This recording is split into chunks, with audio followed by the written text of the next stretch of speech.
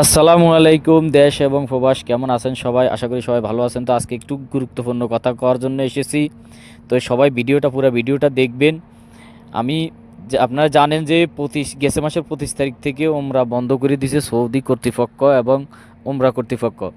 এখানে ওমরা তো আর করা যাবে না। এখন যারা অবৈধ লোক আছেন ওমরা মক্কায় আসেন, হ্যাঁ আপনারা আসবেন না, কারণ জেল জরিমানা হবে, কঠিন শাস্তি হবে। আর যাদের কফিল এখানের না, বিশেষ করে যাদের কফিল এখানের না, আপনারা কোনো পারমিট ছাড়া এখানে আসবেন না, কফিল থেকে পারমিট নিয়ে আসবেন। ভাই এবারকার খুব কঠিন, কারণ এবার হাজিদের খুব সুরক্ষা দিব।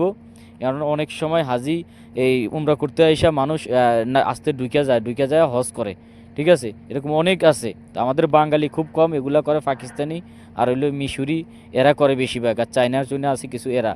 আমাদের বাঙালি এই সমস্ত কাজ করে না। তবে বিশেষভাবে বলি, যারা কোনো অবৈধ লোক